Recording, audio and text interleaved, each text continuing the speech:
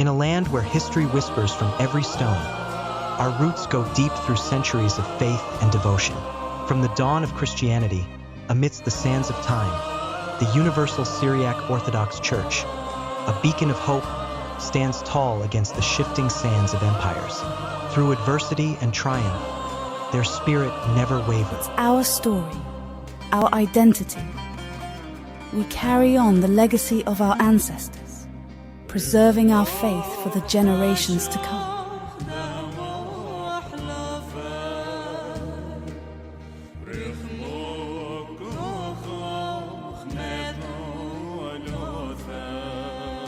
ക്രിസ്തീയ സഭയുടെ ഉത്ഭവ വികാസത്തെ സംബന്ധിച്ച് നാം കുറച്ചൊക്കെ ബോധവാന്മാരായിരിക്കണം. എന്താണ് സുറിയാനി സഭയുടെ സുറിയാനിയിലുള്ള പേര്? ഈത്തോ സുറിയോത്തോ ത്രൈസായി സുബഹോ ആണ്. ഈ ത്രൈസായി സുബഹോ, ത്രൈസായി സുബഹോ ആണ് തൃത്വസ്തുതി, തൃത്വത്തെ സ്തുതിക്കുന്ന സഭ. സുറിയാനി സഭ എന്ന് പറഞ്ഞാൽ കർത്താവായ യേശു ക്രിസ്തുവിനാൽ ആരംഭിക്കപ്പെട്ടു, ദൈവത്താൽ നിലനിർത്തപ്പെട്ടു പോരുന്ന പരിശുദ്ധ കന്യകാമറിയത്തിന്റെ പ്രാർത്ഥനകളാൽ പരിലസിക്കപ്പെടുന്ന ഒരു സഭയാണ് പൂർവിക സഭ. AD 37 അന്ത്യോക്യയിൽ വിശുദ്ധ പത്രോസിന്റെ സിംഹാസനം സ്ഥാപിച്ചു. ഈ സഭ സഭകളുടെ മാതാവാണ്. പരിശുദ്ധ കന്യകാമറിയത്തിന് മാമോദിസ കൊടുത്ത സഭയാണ്. ഈ സഭയ്ക്ക് ഒത്തിരി പ്രത്യേകതയുണ്ട്. ഈ സഭയ്ക്ക് മാത്രമായിട്ടുള്ള വിശ്വാസ സത്യങ്ങളുണ്ട്, പാരമ്പര്യങ്ങളുണ്ട്. മാതാവിന്റെ ശവസംസ്കാരത്തെ കുറിച്ച്, മാതാവിന്റെ ശരീരം സ്വർഗത്തിലേക്ക് എടുക്കപ്പെട്ടതിനെ കുറിച്ചൊക്കെയുള്ള പാരമ്പര്യം സുറിയാനി സഭയുടെ മൗലിക സമ്പത്താണ്. മാതാവ് അസംഷൻ ഓഫ് സെയിന്റ് മേരി എന്നുള്ളത് 1950 മാത്രമാണ് കത്തോലിക്ക സഭ വിശ്വാസ സത്യമായിട്ട് പ്രഖ്യാപിക്കുന്നത്. എന്നാൽ സുറിയാനി സഭ ആദ്യ നൂറ്റാണ്ട് മുതൽ വിശ്വസിക്കുന്നതാണ്. സഭയെ നീ എത്ര ഭാഗ്യം. അപ്പൊ ഇന്ത്യയിൽ നിന്ന് മാർത്തോമാ ശ്ലീഹ ആകാശമാർഗം യെരുശലേമിലേക്ക് സമ്മതിക്കപ്പെട്ടു എന്നുള്ളത് സുറിയാനി സഭയുടെ വിശ്വാസ സത്യം, വിശ്വാസ രഹസ്യമാണ്. There are so many mysteries in the church. പരിശുദ്ധ പത്രോസ് ശ്ലീഹ കർത്താവിന്റെ കബറിടത്തിന്റെ എടുത്ത ആ സുഗന്ധക്കൂട്ട് തന്റെ ശരീരത്തിൽ അരിമത്യക്കാരൻ ജോസഫ് ജീക്കോത്തിമോസും ചേർന്ന് പൂശിയ 100 റാത്തൽ സുഗന്ധക്കൂട്ട് എടുത്ത് താൻ പരമ്പരാഗത യഹൂദ മര്യാദ പ്രകാരം ക്രമീകരിച്ച തൈലമാണ് മാമോദിസയ്ക്ക് പൂശിയത്. അതാണ് പരമ്പരാഗതമായി സഭയുടെ മൂറോൺ. ഇത് സഭയുടെ വിശ്വാസമാണ്. പരിശുദ്ധ കന്യകാമറിയത്തിന് മാമോദിസ കൊടുത്തു എന്നുള്ളത് വേറൊരു സഭയ്ക്കും അങ്ങനെ വിശ്വാസമില്ല, നമ്മുടെ സഭയുടെ വിശ്വാസമാണ്. അപ്പൊ ഇത്രമാത്രം ഏൻഷ്യൻ ചർച്ച, പുരാതന സഭയായതുകൊണ്ട് ഇത്രമാത്രം വിശ്വാസ സത്യങ്ങളെ ഹോൾഡ് ചെയ്യുന്ന ഒരു സഭയാണ്. ചരിത്രത്തിന്റെ അപനിർമ്മാണത്തിന് ഏറ്റവും കൂടുതൽ വിധേയമായിട്ടുള്ള ഒരു സഭ. ആ കാലഘട്ടത്തിൽ 4 ഹോളി സീ 4 അന്ത്യോക്യ, അലക്സാണ്ട്രിയ, റോം, കോൺസ്റ്റാന്റിനോപ്പിൾ. അപ്പോൾ ഈ 4 ഹോളി സീയില് കാൽസിഡോണിയൻ സുന്നോദോസ് വരുമ്പോൾ 2 സീ ഓറിയന്റൽ ഓർത്തഡോക്സിലേക്ക് മാറുകയാണ്. അത് അലക്സാണ്ട്രിയയും അന്ത്യോക്യയുമാണ്. അലക്സാണ്ട്രിയയും അന്ത്യോക്യയും ഒരുമിച്ച് ചേർന്ന് ആ സിനഡിൽ നിന്ന് മാറുകയാണ്. പിന്നീട് റോമും കോൺസ്റ്റാന്റിനോപ്പിളും ഒരുമിച്ച് നീങ്ങിക്കൊണ്ടിരുന്നു. 11ാം നൂറ്റാണ്ടായപ്പോൾ റോമും കോൺസ്റ്റാന്റിനോപ്പിളും ഈസ്റ്റ് വെസ്റ്റ് സ്കിസം അവര് തിരിഞ്ഞു. ക്രിസ്തീയ ലോകത്തെ 3ആയിട്ട് നമുക്ക് തിരിക്കാം. 3 വിഭാഗങ്ങളെ ഉള്ളൂ. പൂർവികമായ 4 സിംഹാസനങ്ങൾ 3 വിഭാഗങ്ങളിൽ വരുമ്പോൾ ഈ ഓറിയന്റൽ ഓർത്തഡോക്സിൽ 2 സീ ഉണ്ട്, 2 ഹോളി സീ ഉണ്ട്. അത് അന്ത്യോക്ക് ആൻഡ് അലക്സാണ്ട്രിയ. ഈസ്റ്റേൺ ഓർത്തഡോക്സിന്റെ ഗ്രൂപ്പിൽ ഏകദേശം 300 മില്യൺ അംഗസംഖ്യയുള്ള ഈസ്റ്റേൺ ഓർത്തഡോക്സിൽ ഒറ്റ സിയേ ഉള്ളൂ. അത് കോൺസ്റ്റാന്റിനോപ്പിൾ പാട്രിയാർക്കീസ് ആണ്. ഇന്നലെ നമ്മൾ അതിനെപ്പറ്റി പറഞ്ഞിരുന്നത് തുർക്കിയിലാണ് കേവലം 3000 അംഗങ്ങൾ മാത്രമുള്ള ഒരു സിയാണത്. പക്ഷെ ഈ 300 മില്യൺ ആളുകളും അതാണ് അവരുടെ സോഴ്സ് ആയിട്ട് കാണുന്നത്, കരുതപ്പെടുന്നത്. റോമൻ കത്തോലിക്ക എന്ന് പറയുന്ന വളരെ ബൃഹത്തായ ആ ഗ്രൂപ്പിൽ ഒരു സിയാണ് റോമ. എന്നാൽ പൂർവികമായ അതിപൗരാണികമായ ഈ അന്ത്യോക്യ സിംഹാസനത്തോട് പലർക്കും അസ്വസ്ഥത ഉണ്ടാവുക സ്വാഭാവികമാണ്. ഹിസ്റ്റോറിക്കൽ ചർച്ചിനോട്, അപ്പോസ്റ്റോലിക് ചർച്ചിനോട് ചേർന്ന് നിൽക്കണം. The church must be apostolic and historic. And ആ ചർച്ച അപ്പോസ്തോലികമാണ്. അതെ, കാതോലികവും ശ്ലൈഹികവും അപ്പോസ്തോലികവും ഏകവും വിശുദ്ധവും. അതെ, ശ്ലൈഹികവും അപ്പോസ്തലികവും ഒന്നാ, ഞാൻ സിനോനിമം പറഞ്ഞതേ ഉള്ളൂ. അപ്പൊ കാതോലികമായിരിക്കണം, സാർവത്രികമായിരിക്കണം, ശ്ലൈഹികമായിരിക്കണം, അപ്പോസ്തലികമായി. എന്താണ് ഈ സാർവത്രികം? സാർവത്രികം എന്ന് പറഞ്ഞാൽ ഈ ചരിത്രത്തിൽ, ഈ ടൈം ലൈനിലാണ് സാർവത്രികമായിരിക്കുന്നത്. 1-ാം നൂറ്റാണ്ടിൽ, 2-ാം നൂറ്റാണ്ടിൽ, 3-ാം നൂറ്റാണ്ടിൽ, 4-ാം നൂറ്റാണ്ടിൽ നിനക്ക് നിന്റെ വിശ്വാസം ഉണ്ടായിരിക്കണം. അപ്പൊ മലങ്കര സഭയുടെ സ്വരൂപം എവിടെയാണ്? 1-ാം നൂറ്റാണ്ടിൽ. പൂർവികമായ സിംഹാസനമാണ്, പൂർവികമായ സഭയാണ്. അപ്പൊ അതിപുരാതനമായ ഒരു സഭയുടെ ഭാഗമാണ് നമ്മൾ. അപ്പൊ അപ്പോസ്തോലിക പാരമ്പര്യത്തില് പരിശുദ്ധ പത്രോസിന്റെ ശ്ലൈഹിക സിംഹാസനത്തിൽ, ആ പാരമ്പര്യത്തിൽ വരുന്ന ഓരോരുത്തരും അവര് മരിക്കുമ്പം അവരുടെ പിതാക്കന്മാരോട് ചേരുക.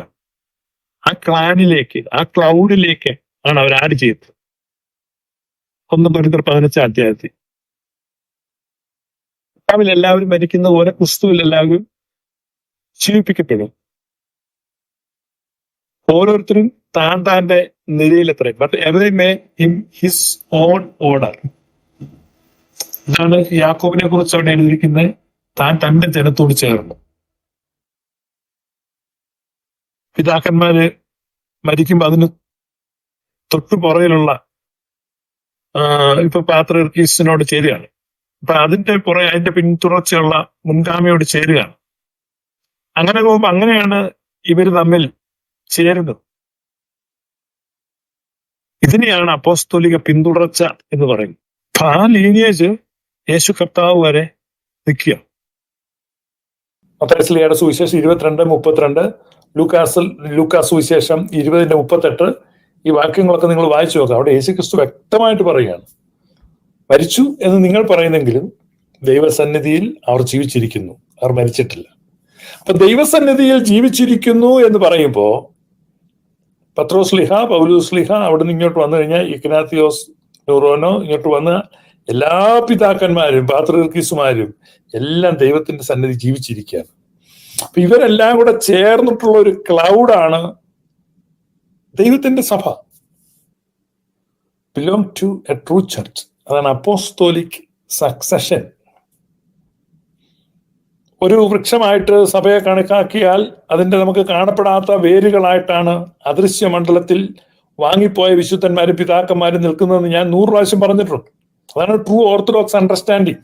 ഫിലിപ്പിന്റെ കേസറിയായിൽ വെച്ച് യേശു തമ്പുരാൻ നിഷ്കളങ്കവും നിർദോഷവും ലളിതവും എന്ന് തോന്നിപ്പിക്കുന്ന ഒരു ചോദ്യം ചോദിച്ചു. ഞാൻ പിന്നെയും പറയാം, നിഷ്കളങ്കവും നിർദോഷവും ലളിതവും എന്ന് തോന്നിപ്പിക്കുന്ന ഒരു ചോദ്യം. പക്ഷെ ആ ചോദ്യം അത്ര നിഷ്കളങ്കവുമല്ല, അത്ര നിർദോഷവുമല്ല, അത്ര ലളിതവുമല്ല. അത് അതിസങ്കീർണവും വളരെ ഗൗരവതരവും വളരെ ആഴമുള്ളതുമായ ഒരു ചോദ്യമാണ്. ആ ചോദ്യം ഇതാണ്: ഞാൻ ആരാണെന്നാണ് നിങ്ങൾ മനസ്സിലാക്കുന്നത്? ഇപ്പൊ ശിഷ്യന്മാരുടെ തലവനായിരിക്കുന്ന ശീമോൻ പത്രോസ് പറഞ്ഞു, നീ ജീവനുള്ള ദൈവത്തിന്റെ പുത്രനായ ക്രിസ്തു ആകുന്നു. യേശുക്രിസ്തു പറഞ്ഞു, ബറിയോന ശീമോൻ, ഇത് നിനക്ക് ജഡരക്തങ്ങളല്ല വെളിപ്പെടുത്തിയിരിക്കുന്ന എന്റെ സ്വർഗസ്ഥനായ പിതാവാണ്. Surely this is from A revelation from my heavenly father. ശിമോൻ പത്രോസ് പറഞ്ഞ ആ ഉത്തരത്തിൽ നിന്ന് വിഘടിക്കാതെ, ആ ഉത്തരത്തിൽ നിന്ന് വ്യതിചലിക്കാതെ, ആ ഉത്തരത്തെ ഒരു ഏകകമായി കണ്ടുകൊണ്ട് യേശുവിന്റെ ചോദ്യത്തിന്റെ വികസിത രൂപത്തിലുള്ള ഉത്തരം നൽകലാണ് മുഴുവൻ ക്രിസ്ത്യൻ ദൈവശാസ്ത്രവും അതിന്റെ മേലുള്ള ചർച്ചകളും. അപ്പൊ ആ ചർച്ചകൾ പുരോഗമിച്ചു വന്നപ്പോഴാണ് യേശു വചനമാണ്, ദൈവത്തിന്റെ പുത്രനാണ്. അപ്പൊ ഈ പുത്രന്റെ സ്വഭാവത്തെ സംബന്ധിച്ച് ചർച്ചകൾ വരുമ്പോഴാണ് അലക്സാണ്ട്രിയയിൽ നിന്നുള്ള അറിയൂസ് ഈ പുത്രൻ പിതാവിന് സാമ്യനാണ് എന്ന് പറഞ്ഞത്. ഇപ്പം നിക്കയായിൽ സുന്നോദോസ് വരികയാണ്. കോൺസ്റ്റന്റൈൻ ചക്രവർത്തിയാണ് നിക്കയ സുന്നോദോസിന്റെ മുഖ്യ സംഘാടകനായി പ്രവർത്തിച്ചത്. AD 325 തുർക്കിയിലെ നിക്കയിലാണ് ഇത് വിളിച്ചു കൂട്ടിയത്. അന്ന് സഭകളൊക്കെ ഒളിസഭകളായിട്ടാണ്. എഡിക്റ്റ് ഓഫ് മിലാൻ അഥവാ സഭകൾക്ക് സ്വാതന്ത്ര്യം നൽകിക്കൊണ്ടുള്ള പ്രഖ്യാപനം വന്നിട്ടും പല സഭകൾക്കും അങ്ങനെ പുറത്തേക്ക് വരുവാനോ ഒന്നും കഴിയാത്ത വിധത്തിൽ അവർ പ്രവർത്തിച്ചുകൊണ്ടിരിക്കുകയാണ്. അതുകൊണ്ട് ദീർഘമായ വർഷങ്ങൾ എടുത്താണ് ഈ ഇൻവിറ്റേഷൻസ് അയച്ചത്. വളരെ വർഷങ്ങളുടെ ഒരുക്കം ഈ സുനോദോസിന് വേണ്ടി വന്നു. അത് സാധാരണ ഒരു വ്യക്തിയാൽ സാധിക്കില്ല, ചക്രവർത്തിയാൽ മാത്രം സാധിക്കുന്ന കാര്യമാണ്. അതുകൊണ്ട് വിദൂര ദേശങ്ങളിൽ റോമാ സാമ്രാജ്യത്തിൽ എല്ലായിടത്തും ചിതറിക്കിടന്നിട്ടുള്ള ക്രൈസ്തവ സഭകളിൽ അന്വേഷിച്ച് ചെന്ന് എല്ലാ ബിഷപ്പുമാർക്കും വ്യക്തിപരമായി കത്ത് കൊടുക്കുകയും ബിഷപ്പുമാരോട് ഒന്നിച്ച് കൂടെ വരുന്ന 8 പേർക്കും യാത്രക്കൂലിയും താമസ സൗകര്യവും ഭക്ഷണവും എല്ലാം ഏർപ്പാടാക്കിയിട്ടാണ് ആ കൗൺസിൽ വിളിച്ചത്. അത്രയേറെ പരിശ്രമം വേണ്ടി വന്ന, ചെലവ് വേണ്ടി വന്ന ഒരു കാര്യം റോമൻ ചക്രവർത്തി നേരിട്ടാണ് നടത്തിയത്. ആ സമ്മേളനം വിളിച്ചുകൂട്ടി അതിന്റെ ഉദ്ഘാടനത്തിൽ അദ്ദേഹം ഓപ്പണിംഗ് സ്റ്റേറ്റ്മെന്റ് നടത്തിയിട്ട് തുടർന്ന് അദ്ദേഹം സദസ്യരുടെ ഇടയിലാണ് ഇരുന്നത്. ആരൊക്കെയാണ് അവിടെ വരുന്നത്? മുഴുവൻ പീഡ അനുഭവിച്ചവർ, കൈകാലുകൾ ഛേദിക്കപ്പെട്ടവർ, രക്തസാക്ഷികളായവരുടെ അടുത്ത ബന്ധുക്കൾ എല്ലാം വരികയാണ്. ശരീരത്തിൽ മുഴുവൻ വടുക്കൾ, പരുക്കൾ, മുറിവുകൾ, കൈവെട്ടിക്കളഞ്ഞവർ, മൂക്ക് ഛേദിച്ചവർ ഒക്കെ വരികയാണ്. എല്ലാവരും സത്യവിശ്വാസത്തിന് വേണ്ടി കഴിഞ്ഞ നാളുകളിൽ ത്യാഗം സഹിച്ചതിൻ്റെ ഫിസിക്കൽ ഇംപ്രിൻസുമായിട്ടാണ്, ഭൗതിക അടയാളങ്ങളുമായിട്ടാണ് നിക്കാലിട്ട് വരുന്നത്. അതിനകത്ത് ഹെസോദിയോസിനെയൊക്കെ എടുത്തുകൊണ്ടാണ് വരുന്നത്, സ്വർണ്ണ താലത്തിൽ വെച്ചുകൊണ്ടാണ് വരുന്നത്. സ്വർണം കൊണ്ടൊരു താലമുണ്ട്. കാരണം അദ്ദേഹത്തെ അത്രമാത്രം പരിഗണന അർഹിക്കുന്നു. അദ്ദേഹത്തിൻ്റെ 2 കാലും ഛേദിക്കപ്പെട്ടു, 2 കൈയും ഛേദിക്കപ്പെട്ടു, നാക്ക് മുറിച്ചു, മൂക്കും മുറിച്ചു. നിങ്ങൾ ആ ഒരു രൂപം ഒന്ന് ചിന്തിച്ചേ, ഹെസോദിയോസ്. അപ്പോൾ അദ്ദേഹത്തെ ഒരു സ്വർണ്ണ തളികയിൽ എടുത്തുകൊണ്ട് വരികയാണ്. എവിടെയാണ്? നിക്കാ സുന്നോദോസിൽ. ആ സുന്നോദോസ് അധ്യക്ഷത വഹിച്ചത് ഒരിക്കലും കോൺസ്റ്റന്റൈൻ അല്ല, അത് അന്ത്യോക്യൻ പാത്രിയർക്കീസും ഹെസോദിയോസുമാണ് ആ കൗൺസിലിൽ അധ്യക്ഷരായിരുന്നത്. ഹെസോദിയോസ് എന്ന് പറയുന്ന സഭാപിതാവ് മതപീഡന കാലത്ത് കേവലം ഒരു മാംസപിണ്ഡം മാത്രമായിരുന്നു.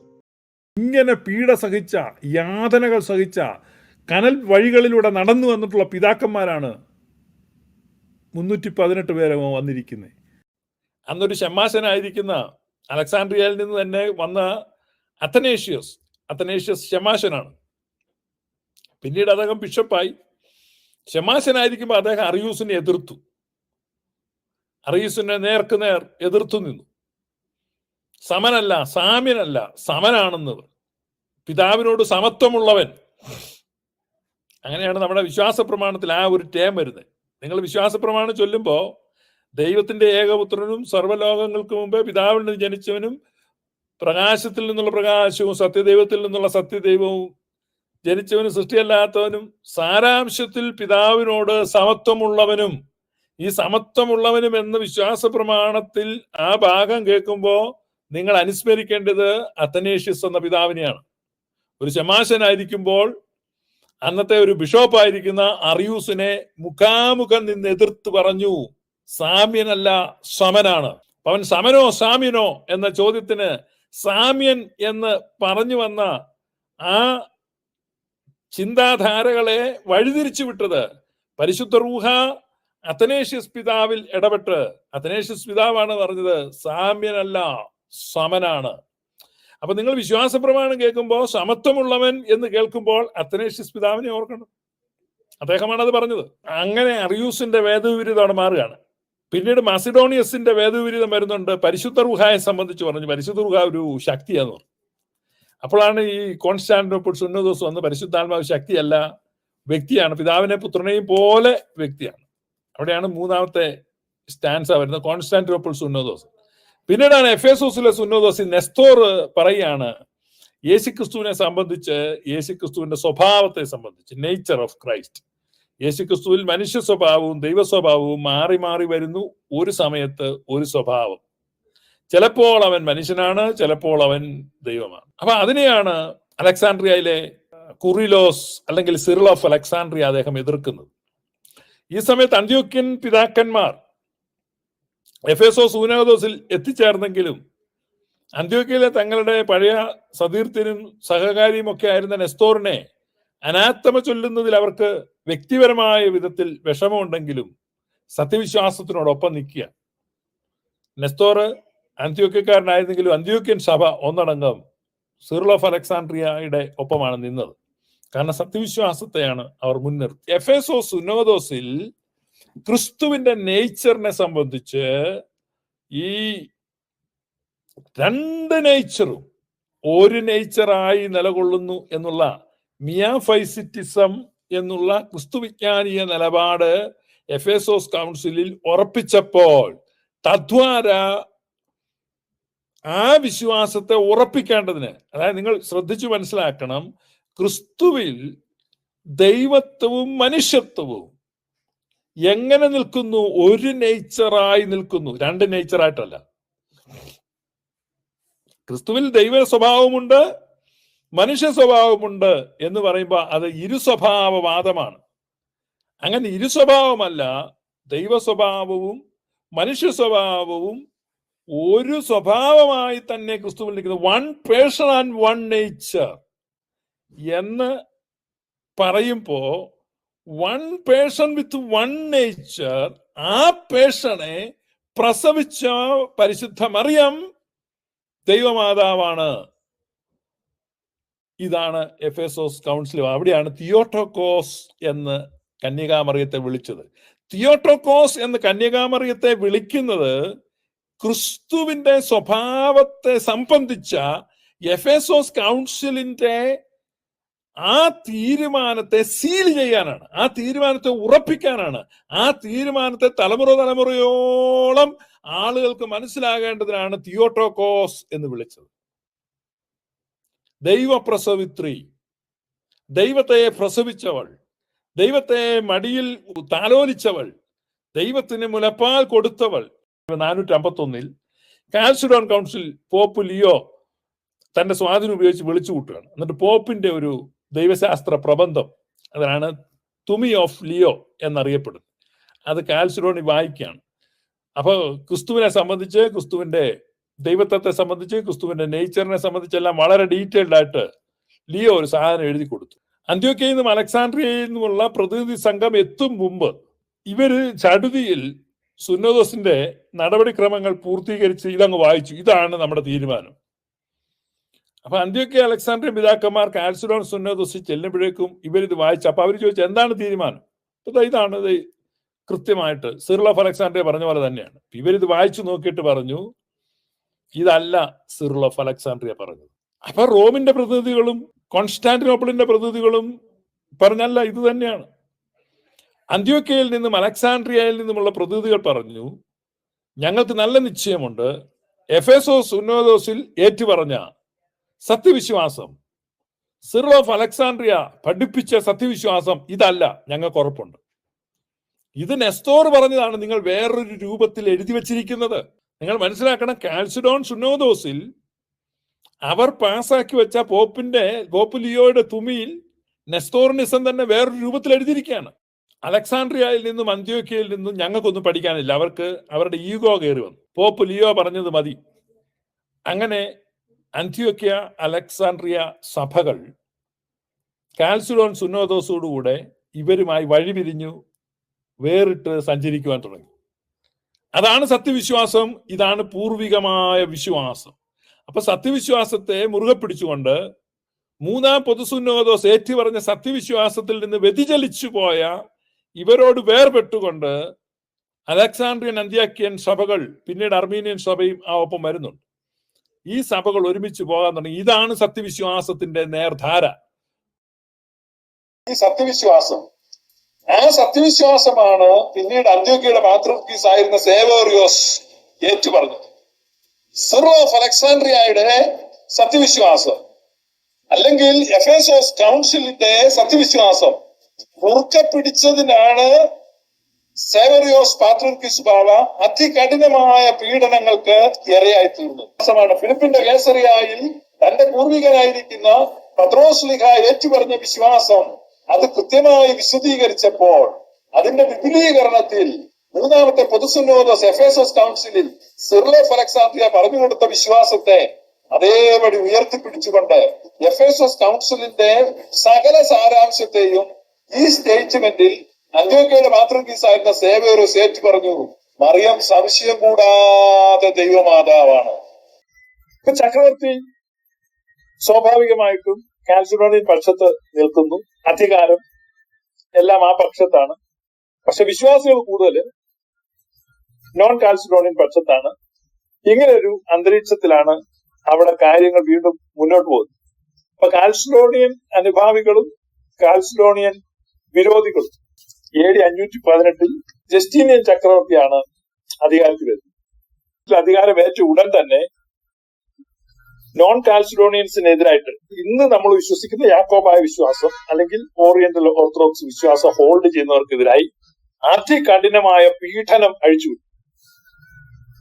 അതികഠിനമായ പീഡനം എന്ന് പറഞ്ഞാൽ അനേകർ കൊല്ലപ്പെട്ടു, അനേകർ തടവിലാക്കപ്പെട്ടു, അതിലധികം പേർ പലായനം ചെയ്യപ്പെടേണ്ടി വന്നു, ഒത്തിരി പേരെ നാട് കടത്തി.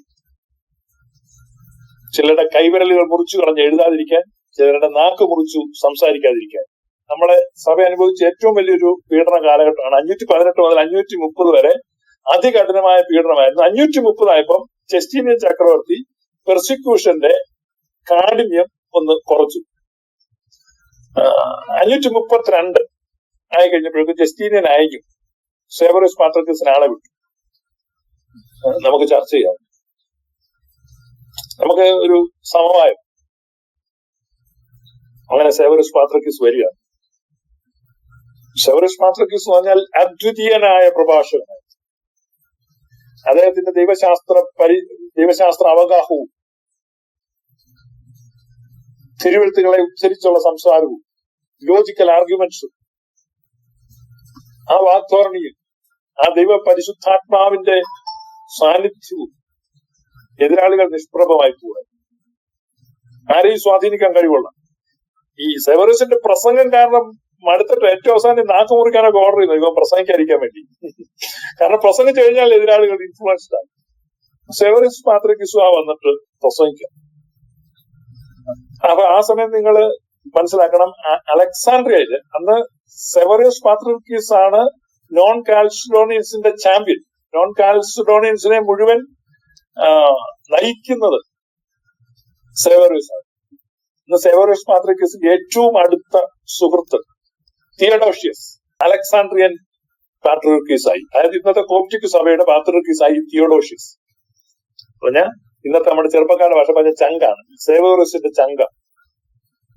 ആ സമയത്ത് കോൺസ്റ്റാന്റിനോപ്പിളിൽ ചെല്ലുകയാണ് സേവറിയസ് പാത്രിർക്കീസ്. കോൺസ്റ്റാന്റിനോപ്പിളിൽ ചെല്ലുമ്പോൾ കോൺസ്റ്റാന്റിനോപ്പിളിലെ അന്തിമോസ് ആണ് സേവറിയസിന്റെ പ്രസംഗത്തിൽ alluded by the talks of Severus. Anthimus non Chalcedonian പക്ഷത്തായി. അപ്പൊ നിങ്ങൾ ഓർക്കണം, സി ഓഫ് ആന്റിയോക്ക് Severus non Chalcedonian, see of Alexandria Theodosius non Chalcedonian, now see of Constantinople Anthimus non Chalcedonian. ചക്രവർത്തി അപകടം മണത്തു.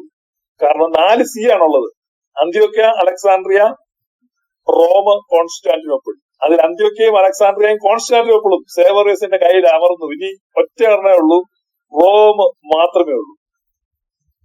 വിശ്വാസികൾ മുഴുവൻ മിയാഫൈസിറ്റിസ് വിശ്വാസത്തിലേക്ക് തിരിയുകയാണ്. ചക്രവർത്തി ഇമ്മീഡിയറ്റ് ആയിട്ട് റോമിലേക്ക് മെസ്സേജ് കൊടുത്തു. സംഗതി കുഴപ്പമായി. അഗപ്പറ്റസ് ഓഫ് റോം, അഗപ്പറ്റസ് ആണെന്ന് മാർപ്പാപ്പ റോമിൽ. പുള്ളി അവിടുന്ന് സാധാരണഗതിയിലൊന്നും എഴുന്നേക്കുന്നല്ല, പൊടി തട്ടി എഴുന്നേറ്റ്. കാരണം 3 പാത്രിക്കീസുകാര് ഒറ്റക്കെട്ടായിട്ട് നിൽക്കുകയാണ്.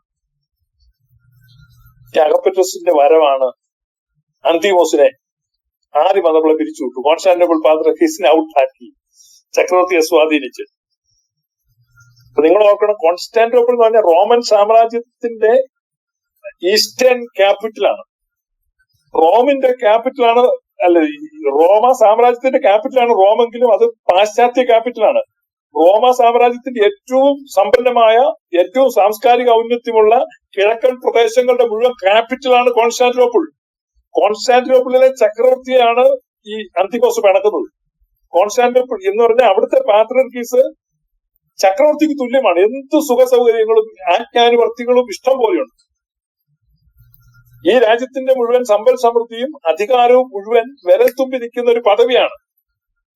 സേവറിയസ് പാത്രിയർക്കീസ് പ്രസംഗിച്ച് കേട്ടിട്ട് ഈ അന്തിമോസ് നോക്ക്, ഒരു സൈഡില് ഇത്രയും വലിയ പദവി, പണം, മറ്റേ സൈഡിൽ സേവറിയസ് പാത്രിയർക്കീസിനോട് കൂടെ കഷ്ടം അനുഭവിക്കുക. ഏത് വേണം? അന്തിമോസ് കോൺസ്റ്റാന്റിനോപ്പിൾ പാത്രിയർക്കീസാണ് വേണ്ടെന്ന് വെച്ചു. സത്യവിശ്വാസത്തിന് വേണ്ടി, സത്യവിശ്വാസത്തോടൊപ്പം നിൽക്കുക എന്നുള്ളത് തീരുമാനിച്ചു. കോൺസ്റ്റാന്റിനോപ്പിളിലെ സർവ്വസമ്പത്തിനേക്കാളും ദൈവജനത്തോടുകൂടെ കഷ്ടം അനുഭവിക്കുന്നത് നന്ന് എന്ന് അവൻ തിരഞ്ഞെടുത്തു. കോംപ്രമൈസ് ചെയ്യാമായിരുന്നു അവർക്ക്. പക്ഷെ കാര്യമുള്ളൂ, മറിയം സംശയം കൂടാതെ ദൈവമാതാവാണ്. ഈ സത്യം ഉറപ്പിക്കാനാണ്. നമ്മുടെ ഇത് സത്യവിശ്വാസമാണ്. ദൈവമേ നീ പരിശുദ്ധനാകുന്നു, ബലവാനെ നീ പരിശുദ്ധനാകുന്നു, മരണമില്ലാത്തവനെ നീ പരിശുദ്ധനാകുന്നു എന്ന് പറഞ്ഞിട്ടുണ്ട്. ഞങ്ങൾക്ക് വേണ്ടി കുരിശിക്കപ്പെട്ടവനെ ഞങ്ങളുടെ മേൽ കരുണ ചെയ്യും. ലോകത്ത് വേറെ ആരും ചൊല്ലത്തില്ല.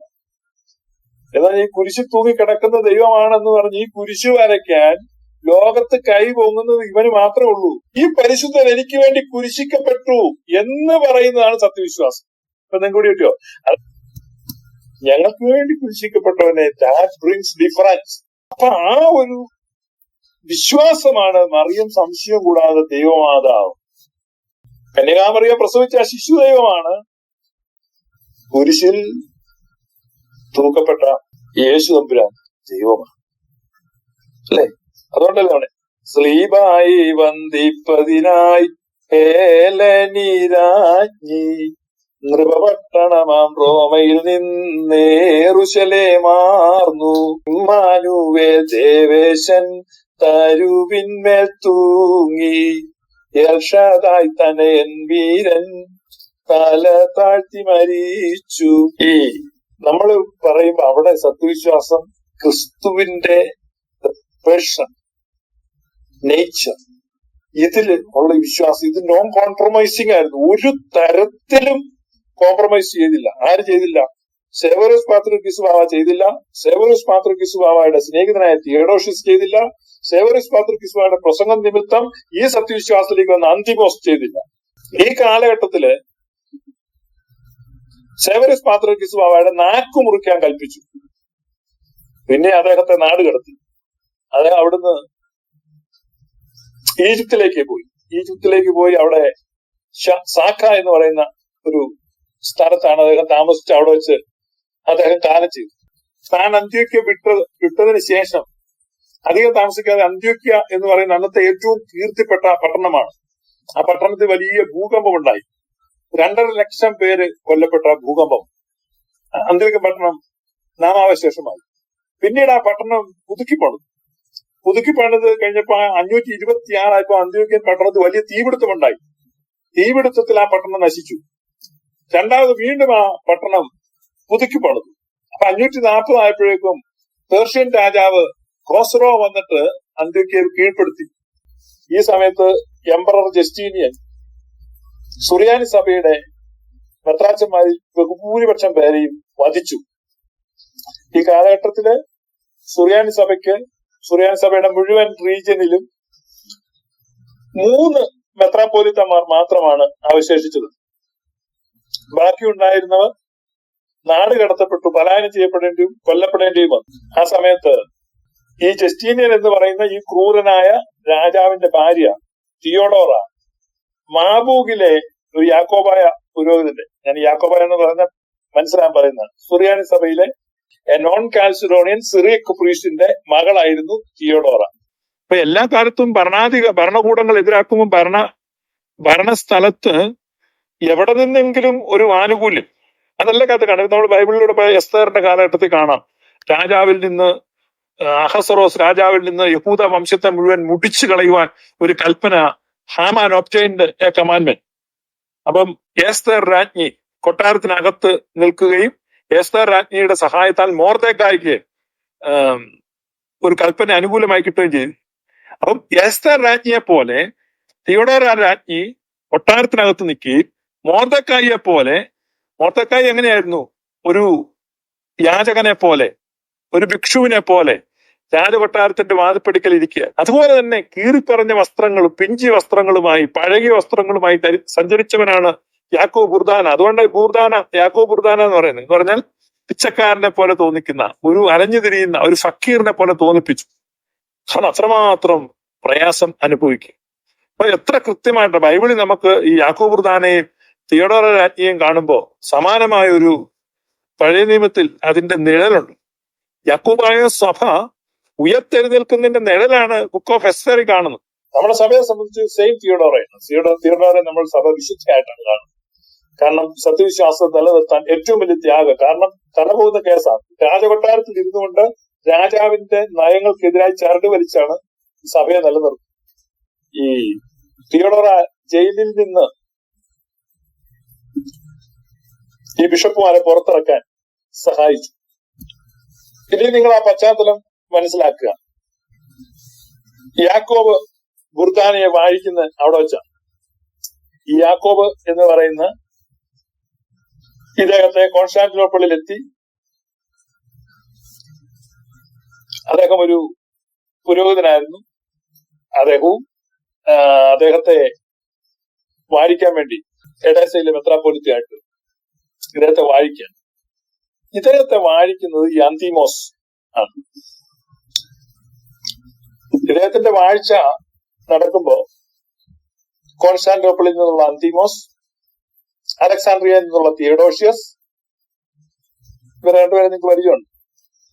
കാരണം സേവറിയസ് പാത്രിക്കീസിനോടൊപ്പം ഇന്നത്തെ ഭാഷ പറഞ്ഞ കട്ടയ്ക്ക് നിന്ന രണ്ടുപേരാണ് അന്തിമോസും തിയഡോഷ്യസും. ജീവൻ നഷ്ടപ്പെടാം, സ്ഥാനം നഷ്ടപ്പെടാം, അധികാരം നഷ്ടപ്പെടാം, സ്വാധീനവും പണവും പദവിയും എല്ലാം നഷ്ടപ്പെടാം. ഇതൊക്കെ നഷ്ടപ്പെടാം എന്നിരുന്നിട്ടും സത്യവിശ്വാസത്തിന് വേണ്ടി സേവേറിയോസ് പാത്രിയർക്കീസിനോടൊപ്പം നിന്ന രണ്ട് പാത്രിയർക്കീസുമാർ, അന്തിമോസും തിയഡോഷ്യസും, സേവേറിയോസ് പാത്രിയർക്കീസിന്റെ കാലശേഷം അദ്ദേഹത്തിന്റെ സഭയ്ക്ക് വേണ്ടി യാക്കോബ് ബുർദാനയെ വാഴിച്ചു. ആ ഒപ്പം ഒളിവിലായിരുന്ന ലവോദിക്കയുടെ ബിഷപ്പ് കോൺസ്റ്റാന്റിയസ് ഉണ്ടായിരുന്നു. അതുകൂടാതെ സുറിയാനി സഭയുടെ 2 മെത്രാപ്പോലിത്തമാർ. ഇങ്ങനെ 5 മെത്രാപ്പോലിത്തമാർ ചേർന്നാണ് യാക്കോബ് ബുർദാനയെ വാഴിച്ചത്. സുറിയാനി സഭയ്ക്ക് അന്ന് 3 മെത്രാപ്പോലിത്തമാരുണ്ടായിരുന്നു. ബാക്കിയുള്ളവർ കൊല്ലപ്പെടുകയോ പലായനം ചെയ്യപ്പെടേണ്ടിയോ വന്നു. ഇതാണ് ചരിത്രം. ഈ പശ്ചാത്തലത്തിലാണ് അന്തിമോസും തിയഡോഷ്യസും കോൺസ്റ്റാന്റിയസും ബാക്കി 2 മെത്രാന്മാരും ചേർന്ന് യാക്കോബ് ബുർദാനയെ വാഴിക്കുന്നു. പിന്നീട് യാക്കോബ് ബുർദാന ദേശമെങ്ങും പട്ടക്കാരെയും മേൽപ്പട്ടക്കാരെയും വാഴിക്കുന്നു. ചരിത്രം നമ്മുടെ മുമ്പിൽ പച്ചയായി നമുക്ക് നോക്കുകയാണ്. ചരിത്രത്തിന്റെ ഈ വീഥികളിലൂടെ നമ്മൾ സഞ്ചരിക്കുമ്പോൾ നമ്മുടെ പൂർവിക പിതാക്കന്മാരുടെ വിശ്വാസ ശബ്ദം നമുക്ക് കേൾക്കാൻ പറ്റും. നമ്മൾ ഒന്നുകൂടെ ശ്രദ്ധിച്ചാൽ ചോരയുടെ മണമുള്ള അവരുടെ നിശ്വാസവായു നമ്മെ സ്പർശിച്ച് കടന്നു പോകും. ആ ചോരയുടെ മണമുള്ള കാറ്റ്, സത്യവിശ്വാസത്തിന്റെ ഗീതികൾ നമ്മുടെ കാതിൽ മൂളിയിട്ടാണ് കടന്നു പോകുന്നത്. അതാണ് സുറിയാനിക്കാരന്റെ പാരമ്പര്യം. ഇരുമ്പ് മാംസത്തോട് ഏറ്റുമുട്ടിയപ്പോൾ ഇരുമ്പ് പരാജയപ്പെട്ട കഥ അല്ലെ? രക്തത്താൽ വിരചിതമായ വീരന്മാരുടെ കഥകൾ. വിശ്വാസത്തിന് വേണ്ടി തരുമ്പും കൂസാതെ, ജയിലറയെയും തൂക്കുകയറിനെയും ഭയപ്പെടാതെ, വാളിനെയും തീച്ചൂളിയെയും ഒളിച്ചു നടക്കാതെ, വിശ്വാസ ധീരന്മാരുടെ ആ പാരമ്പര്യത്തിൽ നിൽക്കുന്ന സഭ യാക്കോബ് അത്രയും ത്യാഗം സഹിക്കുവാൻ, അത്രയും അലയുവാൻ, അത്രയും അധ്വാനിക്കുവാൻ പ്രേരിപ്പിച്ചത് തനിക്ക് മുൻപേ നടന്നുപോയ വിശുദ്ധന്മാരുടെ വിശ്വാസത്തിന്റെ നിശ്ചയദാർഢ്യമുള്ള ചുവടുകളാണ്, അവരുടെ ഏറ്റുപറച്ചിലുകളാണ്. യാക്കോബ് എന്തിനു വേണ്ടിയാണ് അധ്വാനിച്ചത്? പുതിയൊരു പ്രസ്ഥാനം, പുതിയൊരു ആശയത്തിന്റെ അടിസ്ഥാനത്തിൽ പുതിയൊരു തത്വചിന്തയും പുതിയൊരു ആദർശവുമായി വന്ന് പുതുമ പ്രസംഗിക്കല്ലായിരുന്നു. മറിച്ച് പാത്രിയർക്കീസ് സേവേറിയോസ് എന്ത് പ്രസംഗിച്ചോ അത് തന്നെ പ്രസംഗിക്കും. അലക്സാണ്ട്രിയയിലെ കൂറിലോസ് ഏത് വിശ്വാസത്തെ ഉയർത്തിപ്പിടിച്ചോ അത് തന്നെ ഉയർത്തിപ്പിടിക്കുവാൻ. അതുകൊണ്ടാണ് അലക്സാണ്ട്രിയയിലെ സഭ യാക്കോബ് ബുർദാനയെ ഹെൽപ്പ് ചെയ്യാൻ തയ്യാറായി. കാരണം സത്യവിശ്വാസത്തിന്റെ കൊടിക്കൂറയാണ്. ഞാൻ പലപ്പോഴും ഓർക്കുന്നുണ്ട്, ശരിയായ വിധത്തിൽ ചരിത്രം പഠിച്ച, ശരിയായ വിധത്തിൽ ദൈവശാസ്ത്രം പഠിച്ച ഒരു വ്യക്തിക്കും കണ്ണുനീരോടെ അല്ലാതെ സുറിയാനി സഭയുടെ വിശുദ്ധ കുർബാനയിലോ ഏതെങ്കിലും കൂദാശയിലോ പങ്കെടുക്കാൻ കഴിയില്ല. കാരണം ഓരോ ഗീതങ്ങൾക്കും ഓരോ പ്രാർത്ഥനകൾക്കും പുറകിലൊരു ചരിത്രമുണ്ട്, അതിന്റെ പുറകിലൊരു സ്റ്റോറിയുണ്ട്. മുറിവേറ്റവരുടെയും പലായനം ചെയ്യപ്പെടേണ്ടി വന്നവരുടെയും അംഗച്ഛേദം ചെയ്യപ്പെട്ടവരുടെയും പീഡിപ്പിക്കപ്പെട്ടവരുടെയും കൊല്ലപ്പെട്ടവരുടെയും കൊള്ളയടിക്കപ്പെട്ടവരുടെയും ഒക്കെ ദുഃഖത്തിന്റെയും കണ്ണുനീരിന്റെയും ഒക്കെ ഈണമാണ് ഓരോ ഗീതങ്ങൾക്കും. അത് വിജയിച്ചവന്റെയും പടനയിച്ചവന്റെയും കേസ് നടത്തി ജയിച്ചവന്റെയും ഒന്നും ഈണമല്ല, പടപ്പാട്ടിന്റെ താളമല്ല. അതുകൊണ്ടാണ് സുറിയാനി ആരാധനയിൽ രൗദ്രസംഗീതമില്ലാത്തത്. താളവാദ്യങ്ങളില്ലാത്തത്. ദുഃഖിതമാരിൽ തലവനായ ബർസോമയും ഷെമോൻ ഡെസ്തുനിയും എന്നൊക്കെ തുബദേനി വായിക്കുമ്പോൾ ശോകാർദ്ര സംഗീതമാണ് സുറിയാനി സംഗീതം. അത് ആദ്യം മുതൽ അങ്ങനെയാണ്. പീഡിപ്പിക്കപ്പെട്ടവരുടെ സഭ, കൊല്ലപ്പെട്ടവരുടെയും ഉപദ്രവിക്കപ്പെട്ടവരുടെയും സഭ, അങ്ങനെയാണത്. കാരണം ഇത് സത്യസഭയാണ്. എല്ലാ കാലത്തും ഈ സഭ മാത്രം പീഡിപ്പിക്കപ്പെടുക. ഈ സഭയെ ഇല്ലാതാക്കാൻ എല്ലാ കാലത്തും ശ്രമിച്ചിട്ടുണ്ട്. നിങ്ങൾക്ക് ചരിത്രം പരിശോധിക്കാവുന്നതാണ്. True mark of a true church.